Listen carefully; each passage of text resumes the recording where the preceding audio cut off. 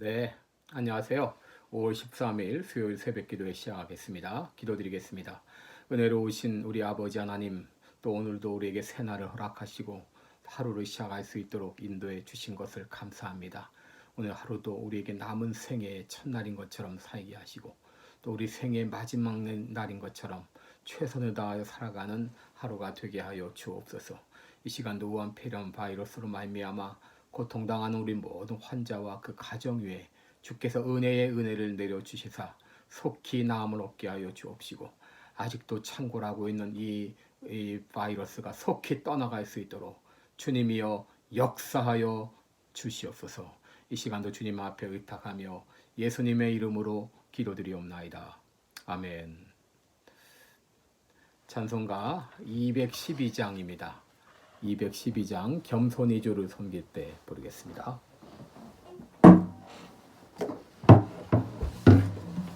212장입니다.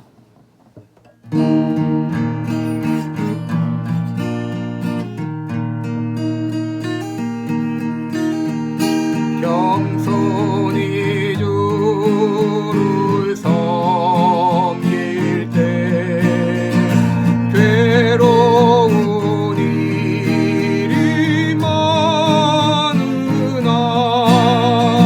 부유연에게 임유사 잘 감당하게 하소서. 인자한 말을 가지고 사람을 감화시키며 갈 길을 잃은 무리를 잘 인도하게 하소서. 조조의 귀한 이때를 깨달아 알게 하시고 굳건한 믿음 주셔서 늘 승리하게 하소서. 장래의 영광 비추사 소망이 되게 하시며 우유와 함께 살면서 참 평강 얻게 하소서.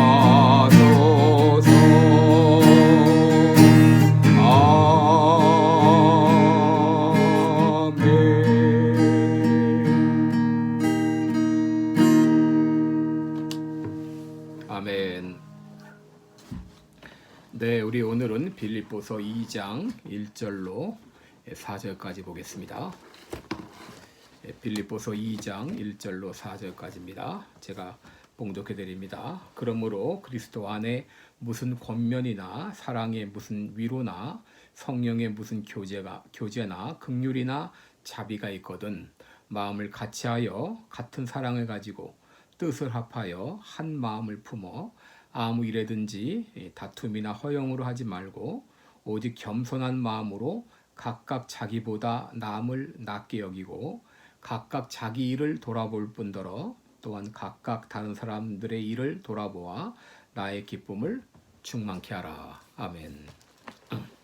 오늘은 기쁨의 공동체를 만들려면 이런 제목으로 함께 말씀을 나누겠습니다. 어느 날 한 사람이 영국의 그 유명한 목회자였던 찰스 스펄전에게 찾아왔습니다. 그리고는 완전한 교회가 있으면 저에게 소개해 주세요 라고 부탁했습니다. 그때 스펄전 목사는 완전한 교회가 있으면 나에게도 소개해 주세요. 그러면 나도 그 교회의 성도가 되겠습니다 라고 말했습니다. 그리고 혹 당신이 완전한 교회를 발견하거든 당신은 절대 그 교회 가지 마세요 라고 말했습니다. 왜냐하면 당신이 그 교회를 가는 순간 그 교회는 더 이상 완전한 교회가 되지 않을 것이기 때문입니다 라고 말을 했습니다. 여러분, 무슨 말입니까? 이 땅에, 이 지상에 있어서 완전한 교회는 없다고 하는 것입니다. 아무리 좋아 보이는 교회 같아도 문제가 있다고 하는 말입니다. 여러분, 빌립보 교회는 사도 바울이 설립을 하고 또 사도 바울이 목회했던 그런 모범적인 교회였습니다. 또 바울의 선교적 활동을 돕는 그런 아름다운 교회였습니다. 그럼에도 불구하고 그 교회 안에도 문제가 있었습니다. 3절을 보시면 아무 일에든지 다툼이나 허영으로 하지 말라 이렇게 말씀했죠. 또 빌립보서 4장 2절을 보게 되면 내가 유오디아를 권하고 순두개를 권하노니 주 안에서 같은 마음을 품으라 이렇게 말한 것으로 보아서 이 빌립보 교회 안에도 분쟁이 있었다는 것을 우리는 짐작해 볼 수 있습니다. 여러분, 이런 현상들은 사람들이 사는 세상이라면 흔히 일어날 수 있는 일입니다. 왜 그렇습니까? 사람은 서로 다르기 때문입니다. 보는 것도 다르고 또 생각하는 것도 다르고 또 문제 해결 방식도 다릅니다.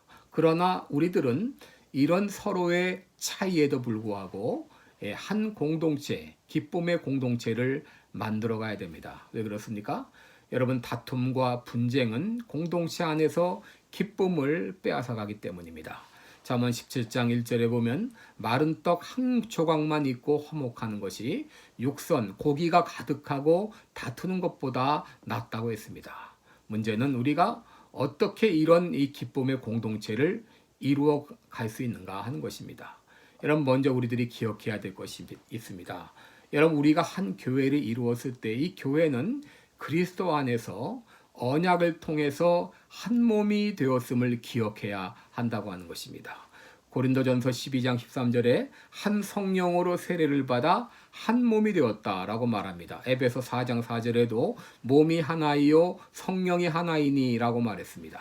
또 에베소 4장 3절에서는 성령으로 하나 된 것을 힘써 지키라 라고 말씀하십니다. 또 에베소서 5장 31절에 보시면 이러므로 사람이 부모를 떠나 그 아내와 합하여 그 둘이 한 육체가 될지니 라고 말하죠. 여러분, 신랑과 신부가 하나 된 것처럼 또 그리스도와 이 성도가 하나 되었고 교회가 한 몸 되었다고 하는 것을 우리들에게 보여주고 있습니다. 여러분, 하나 되었다고 하는 것은 뭐냐? 이것은 뗄래야 뗄 수 없는 관계가 되었다고 하는 말입니다. 여러분, 성경을 보게 되면 하나님께서 아브라함과 언약을 맺습니다. 여러분, 이 언약이라고 하는 말은 베리트라고 하는 말인데 이 베리트라고 하는 말은 쪼갠다, 자른다 그런 말입니다. 그래서 하나님께서 아브라함과 언약을 맺으실 때에 이제 동물들, 짐승들을 다 쪼개게 하시고 그 쪼갠 짐승들을 이열로 이렇게 이열 종대로 쭉 놓게 하시고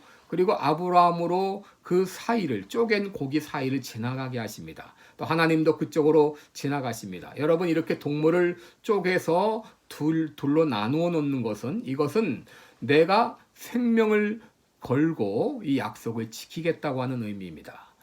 마치 짐승이 반으로 쪼개지면 결국 죽음을 의미하는데 이 죽음을 생명을 걸고 내가 이 약속을 지키겠다고 하는 것이죠. 또 다르게 말하면 이 언약을 깨트릴 수 있는 것은 오직 죽음뿐입니다. 그런 의미입니다. 여러분, 하나 되었다고 하는 말이 그런 의미입니다. 교회가 한 몸 되었다고 하는 말이 그런 의미입니다. 부부가 하나 되었다고 하는 말이 바로 그런 의미입니다. 여러분, 그런데 우리는 종종 가정이 깨어지고 교회가 깨어지는 일들을 수없이 목도하고 있습니다. 왜 그렇습니까? 깨질 수 없다는 것을 모르거나 그럴 수 없다는 것을 인정하지 않기 때문입니다.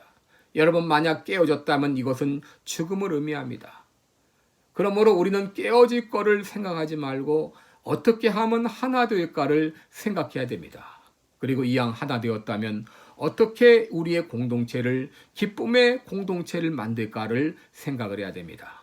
여러분, 2절에 보시면 우리 모두가 원하는 공동체의 모습이 그려져 있습니다. 마음을 같이하여 같은 사랑을 가지고 뜻을 합하여 한 마음을 품어 그랬습니다. 한 마음 한 뜻이 되고 같은 사랑을 가지고 있는 그 공동체야말로 우리 모두가 원하는 공동체의 모습일 것입니다. 문제는 어떻게 그런 공동체를 이루어가는가 하는 것입니다. 여러분, 이런 기쁨의 공동체를 이루어가는 데는 다른 방법이 없습니다. 그것은 내가 겸손한 사람이 되는 것입니다. 내가 겸손한 사람이 되어야 됩니다. 3절을 보시면 아무 일에든지 다툼이나 허용으로 하지 말고 오직 겸손한 마음으로 각각 자기보다 남을 낮게 여기고 그랬습니다. 여러분, 겸손이라는 것은 무엇인가? 이 겸손은 자기보다 남을 낮게 여기는 것입니다. 자기보다 남을 낮게 여기는 것입니다. 여러분, 우리가 살고 있는 이 시대는 자기 주장이 강한 시대입니다. 자기 중심적인 시대입니다. 오늘날 가정에서, 직장에서, 교회에서 갈등이 일어나는 이유는 자기 주장이 강하기 때문입니다. 좀처럼 자기 생각을 굽히지 않습니다. 이로 인하여서 갈등과 분쟁이 일어납니다. 그것은 내가 다른 사람보다 배더하다고, 낫다고 생각하기 때문입니다. 그런데 사도 바울은 뭐라고 말하죠? 자기보다 남을 낮게 여기라. 이 낮게 여기라고 하는 말은 영어의 better를 말하지 better를 말합니다. 그리고 important라는 말, more important. 자기보다 남을 보다 중요하게 생각하라는 거예요. 나보다 더 나은 존재로 생각하라는 것입니다. 바로 이것이 겸손입니다. 여러분, 나보다 남을 더 배려하게, 더 낮게 여길 때, 다른 사람은 나보다 더 중요하다고 여길 때, 여러분 공동체 안에서 다툼과 허영이 사라지게 됩니다. 여러분, 여기 다툼은 이기심, selfishness라고 말할 수 있고요. 허영은 자만심, empty conceit라고 말할 수 있습니다. 이 이기심과 자만심, 여러분 나보다 다른 사람을 더 낮게 여길 때에 공동체 안에서 이런 다툼과 허영이 사라지게 됩니다. 여러분, 이기심과 이 자만심은 공동체를 파괴하는 해악입니다. 그런데 나보다 남을 낮게 여길 때, 나보다 다른 사람을 더 중요하다고 여길 때 공동체 안에서 이런 다툼과 갈등이 다 사라지게 됩니다. 만일 내가 아직도 다른 사람들과 다툼과 갈등을 일으키고 있다면 여러분, 그것은 아직 내가 교만하다고 하는 증거입니다. 영국의 작가인 C.S. 루이스는 내가 저 사람보다 낫지, 내가 저 사람보다 거룩하지 하면서 다른 사람과 비교하는 사람은 하나님의 지배를 받는 것이 아니라 마귀의 지배를 받는 것이다 라고 말했습니다.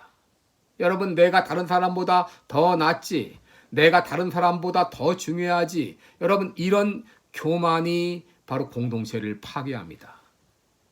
그러므로 내가 속한 공동체를 기쁨의 공동체로 만들려면 내가 먼저 겸손한 사람이 되어야 됩니다. 문제는 어떻게 내가 겸손한 사람이 될 수 있는가 하는 것입니다. 여러분, 이를 위해 먼저 우리들은 우리 자신 마음 깊숙한 곳에 교만이 뿌리내려 있음을 인정을 해야 됩니다. 여러분, 누구나 이 교만의 뿌리가 남아 있습니다. 그래서 남에게 인정을 받으면 우쭐하고 무시를 당하면 기분 나빠합니다. 왜 그렇습니까? 우리 마음 가운데 아직도 이 교만의 뿌리가 남아있기 때문입니다. 이것을 인정하고, 그리고 내가 겸손한 사람이 되고자 하는 이 거룩한 열망을 가져야 됩니다. 둘째로, 내가 어떻게 겸손한 사람이 될 수 있는가? 나 된 것은 하나님의 은혜임을 기억해야 되겠습니다. 고린도전서 15장 10절에서 바울이 말했습니다. 나 된 것은 하나님의 은혜로라 그랬습니다. 내가 누구보다 더 많이 수고했지만, 내가 누구보다 많은 사역의 열매가 있었지만 그것은 내가 아니요 나와 함께 하신 하나님의 은혜로라 라고 말했습니다. 바울은 자신의 그 사역이 하나님의 은혜로 가능했음을 알았습니다. 중세의 성자였던 성 프란시스에게 그 제자가 물었습니다.